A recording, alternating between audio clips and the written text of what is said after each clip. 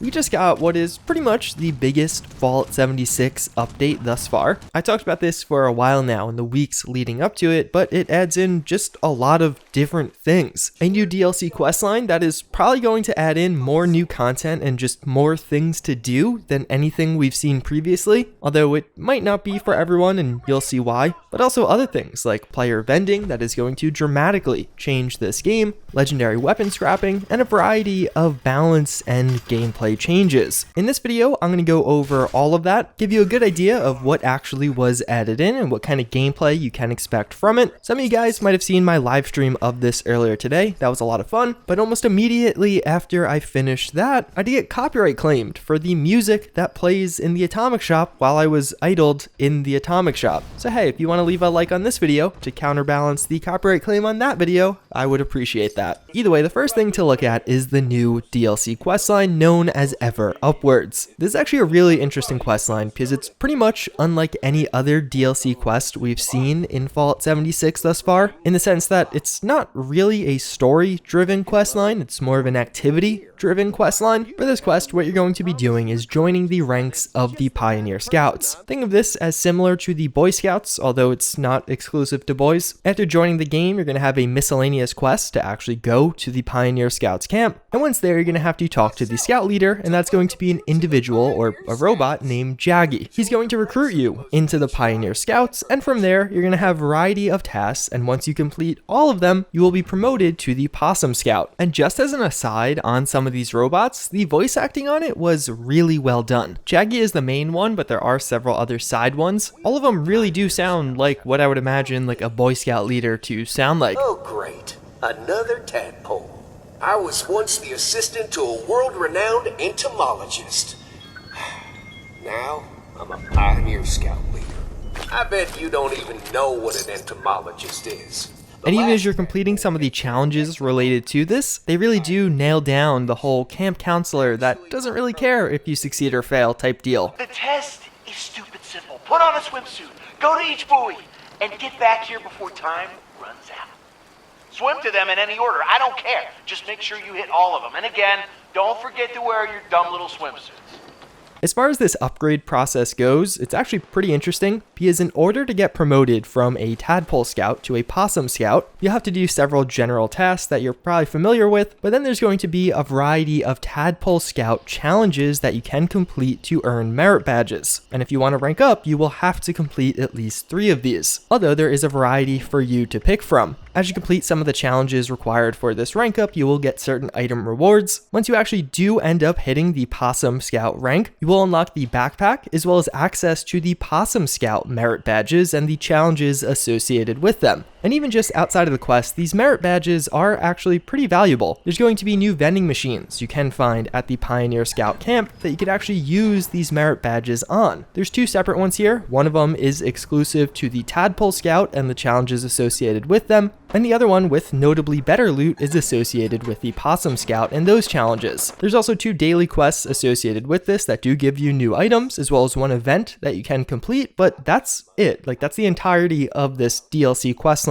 At first glance, you might be like, oh, that must be really short. No, this is, again, going to probably add in more gameplay hours than anything else we've ever seen in this game. As far as the Tadpole challenges go, they take a really long time to complete. Many of these will start off with a knowledge exam, which is literally a multiple choice test that you have to complete on a terminal, and it's not like all of these have really easy answers. I consistently had to Google to actually find the answers, and if I tried to do it without using Google, I failed numerous times. And even further, some of these require a lot of different things, like cooking a variety of different items, of which you might have to go and find the recipes for, then find all of the ingredients, and then do that like 7 times in a row and still complete this test. And yeah, there's just a lot here. Some of these are pretty cool and actually come with new content. One of the merit badges you can earn is for athleticism, and this will take you on 3 new racetracks. This comes with custom voice dialogue that's really well done and interesting, and the actual tracks you have to complete themselves are pretty cool. They definitely had me enticed, and I didn't hate doing it, but overall it actually took me like 3-4 hours to complete the 3 challenges and all the other various requirements to end up ranking up to the Possum Scout from a Tadpole Scout. It's not something you're going to bang out in like 45 minutes. And when you do eventually become a possum scout, the challenges associated with that are even more difficult. But as I mentioned before, as you actually complete these challenges, you do get merit badges that can be used as tokens at the vending machines. The Tadpole Scout one isn't the most exciting. It'll add in several new camp items that you can place down and some outfits to check out, but the Tadpole Scout one is actually really interesting. This is how you'll gain access to certain mods for your backpack, such as the refrigerated backpack or armored backpack, as well as a lot of the other genuinely cool loot associated with this new DLC. But in the end, this DLC actually does add in a variety of different items. Some of the daily quests actually give you totally new camp items you can place down. There's new food in the game known as pemmican, and it basically never spoils and increases your HP and endurance.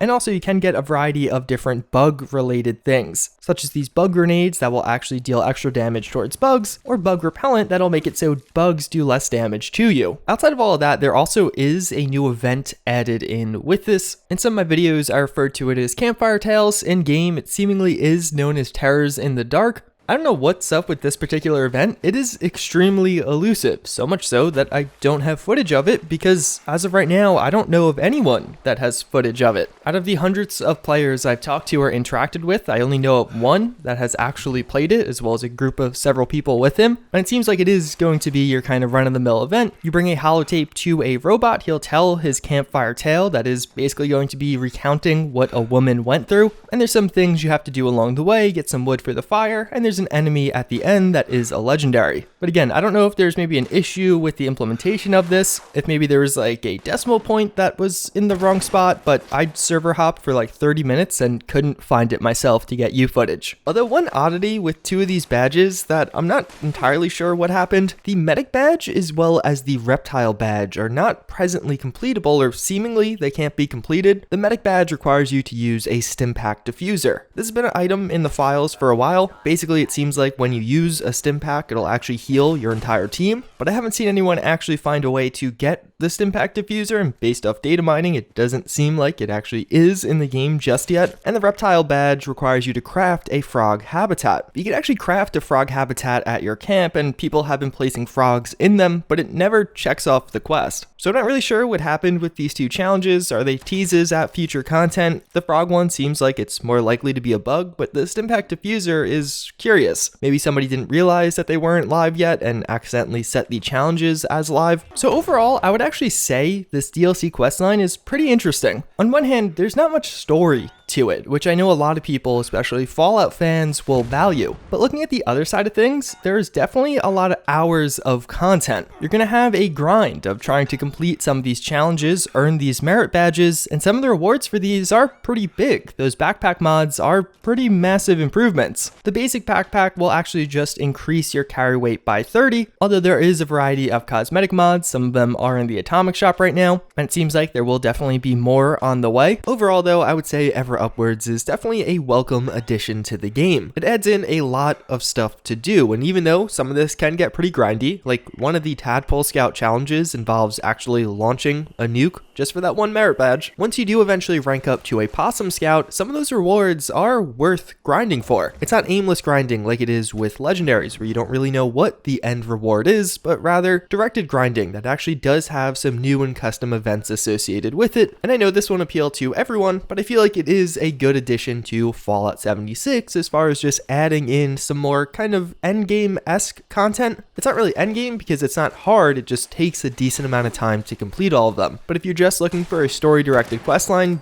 give this one a hard pass because there's really not much of that. You get minor background from some of the camp counselors as you talk to them, but otherwise there's not really much. Although something pretty interesting that I'll talk about in a future video, based off data mining, it doesn't look like this is the end of the Pioneer Scouts, that there is definitely more coming, probably with the Nuclear Winter update, that does have them at the center of a narratively driven questline. But fortunately, there's actually a lot more with this update. The other major addition is player vending machines. This is going to be an item that you just get when you log in, and from there you can place it down at your camp and then start assigning items from your stash to actually be for sale through this. You can set up to 30 items in this, and that includes stacks of items. So it could be 30 unique items of any quantity. So you could have 29 singular items and then a stack of 1000 ammo, and it still would all fit in here. And then from there, after placing this down, your camp will now show up on the mini-map to everyone else on the server. And even if you're adventuring around, you will receive a notification if somebody comes to your shop and starts buying things. And also this means you could see everyone else who has placed this down. This is a massive change. Now after logging into Fallout 76, you're going to see these little icons all over the map, and that is other players' camps that you can interact with, check out, and it's just a whole new way to experience the game. It adds a lot to the exploration and actually seeing what other people have built. But even further, you get a little preview of just the category of items, like if they have 10 weapons for sale or a few chems for sale. I would say overall, this is a great addition to the game, but it definitely needs some refinement. The minimum price you could set any singular item is only 1 cap, meaning that selling ammo is basically impossible unless you're really ripping people off. Like let's say you want to sell 1038 ammo because you can't actually sell ammo to vendors, so a lot of people have been wanting to do this. Well, you really can't do that unless you want to charge 1 cap per 1 round of ammo, which is really overpriced. This definitely needs to be fixed. Another issue that does pop up with this is you actually can't inspect legendary items. So if it does have 2 or 3 stars, you can't actually see the other legendary effects. But again, those are more minor things that hopefully do get resolved. Overall, this is awesome, and you'll probably spend quite a bit of time just exploring or checking out other people's camps like I have been doing. Although one suggestion I have that I think would really improve this, right now everyone's icon is just the same green color. I think it'd be cool if once a seller hits a certain amount of sales in maybe a certain period of time, that color will change. There's some people like me just throwing it down at their base and not really having that many good items. Other people are taking this really seriously and building entire shops around it. I think that rate of sales would be an easy way to tell, okay, this is probably a good shop to check out versus some of the others. Outside of that, there's actually another item you can now place down at your camps, that known as the personal terminal. This is basically going to allow you to keep track of various things going on the server. You can check the status of certain daily quests that you are kind of signed up to do, and then actually mark your map with them. But even further, when there are new content additions, it seems like Bethesda might use these to kind of notify you, such as with legendary scrapping machines that are now available at train stations. In game, you can actually go to your personal terminal, and this will give you the location of the closest legendary scrap machine, which will just be the closest station. But if you haven't had that discovered yet, this will tell you about it, which is really cool. The legendary scrap machines are interesting. It is the predecessor to a more fully fledged feature, that being the purveyor or legendary vendor. There's going to be a new system coming out on May 16th, and that has been the confirmed release date changed from May 23rd, where you could actually exchange legendary script for legendary items. The exact nature of that exchange isn't clear, although it's rumored to be some kind of slot machine-esque thing or a reroll mechanic. So you spend a certain amount of script and will get a random legendary, but you don't know exactly what it'll be. But again, the exact details of that are just kind of rumors and not clear yet. But as it stands right now, you can go to these legendary scrapping stations and actually bring your existing legendaries. You can put them into the station and you'll see you get a certain amount of legendary script. The more stars your item does have, the more script you'll get in return, but there is a cap of 150 script that you can earn through this. So for me, I couldn't actually scrap all of my legendaries because I hit that cap pretty quickly. Like other vendors or repeatable quests, it seems like this will reset once per day, so you can get your next 150 the next day. But seemingly similar to how there's a hard limit on having 25,000 caps, from data mining it seems like there'll only be a limit of 1,000 script that your character can carry. But it seems like under the system, not all legendaries are created the same. Certain legendary enchantments are valued more, as well as overall weapons are more valuable than armors. But if you have been hoarding legendaries in anticipation for the legendary vendor, today is the day you could start getting rid of some. A couple of just surprising or random changes. You can no longer actually build camps around the White Springs Golf Club. So typically you find a camp in like this location, you can't do that anymore. But even further, one really cool new addition. Previously, when there was an enemy around you in Fallout 76, you couldn't fast travel. Let's say you can't fast travel, enemies are nearby. They changed this now, so if an enemy is nearby, you'll start a 15-second countdown. If during those 15 seconds an enemy never attacks you, or you just dodge all of their attacks, you will successfully fast travel at the end of the 15 seconds. This is really useful. So if there's a bunch of ghouls around you and you just manage to dodge all of their attacks, you will still fast travel away. It's a simple quality of life fix, but it'll have massive implications on my gameplay going forward. There also was a variety of nerfs and buffs in this patch. Flamer fuel as well as cryo cells are now more easily crafted, so one stack of those as you craft them will give you more. We saw damage buffs to the 50 caliber and prime receiver for the hunting rifle. Plasma weapons outside of the Gatling plasma got flat damage buffs, so they'll just do more damage in general now. Several legendary armor effects did get nerfed. Previously, if you stacked things like the Sentinel, Cavalier, and Assassin legendary effects, you could have a really low chance of taking damage and basically be invulnerable. They patched this to make it so now there's only a 75% chance, and it kind of removes that invulnerability effect that we previously did see. They made it so rad storms actually occur more often than they did previously. We saw some modifications to the PvP modes in Fallout 76. To engage in PvP around workshops, you actually have to be in the range of the workshop, so like the build zone of it, as well as players can't actually damage the buildings at workshops unless you are actively engaged in PvP with the workshop owner. There's also changes to survival mode. Now, if you die in survival mode, you will lose caps equal to your level, but only up to 50 caps. So if you're level 51 or level 60, you'll still only lose 50 caps, but if you're level 40, you'll still lose 40 caps. They also introduced a new survival points mechanic. Now the people who show up on the scoreboard in survival will be those with the most survival points. You just naturally accumulate these as you generate experience in survival mode, but if somebody kills you, they will collect 75% of the survival points you had accumulated. I've touched on this in the past. Even though these two changes are good, it's one of those things where the mode just needs a lot of other changes and improvements before it really becomes fun again. It's a step in the right direction, but what we need is a leap in the right direction. Morgantown Airport actually underwent a total facelift, or at least the interior of that location. It looks now a lot different. There's new notes there that you can find. So if you have explored it already, it is definitely worth checking it out a second time. But then of course, like with almost every Fallout 76 patch, we saw a variety of bug fixes. Several of these, although dubbed bug fixes, are more balance changes. If you're an active user of Animal Friend or Wasteland Whisperer, there was actually a lot of changes in which creatures those perks actually affect. So for example, Animal Friend no longer can pacify Deathclaws, Megasloths, Scorch Beasts, and Mirelurks. Wasteland Whisperer lost other animals, but then some of them were gained by some of the perks, and if you do use these, I would recommend reading just this small section of the patch notes, or just reading what you see at the top of your screen. Explosive shotguns did get the reported nerf. Before, the explosive effect was giving shotguns double damage, where in reality it's only supposed to give it 20% bonus damage. They made several changes to White Springs. As you know, in one of the recent updates, many of the vendors were placed there. Now, instead of just kind of floating randomly, they're actually behind the counters and have their own little signs. But even further, it's now easier to find XO1 mods, as well as certain Brotherhood of Steel combat armor mods and deep pocketed mods. Although of course, like pretty much any Fallout 76 update, or at least any of the recent ones, this came with several issues or bugs associated with it. Stability seems to have been quite drastically changed here. I crashed like 6 times today, which is way more than I typically do. Like I would argue probably 6 times more than I usually do. As I mentioned before, I definitely think there might be something weird going on with that event, or really lack thereof of the new event. And another odd one of actually now certain Atomic Shop items that you can't even purchase in the Atomic Shop yet are available in the build mode. And I've also seen reports of people actually placing down their camp only to have certain parts of it go missing or fuse with other parts.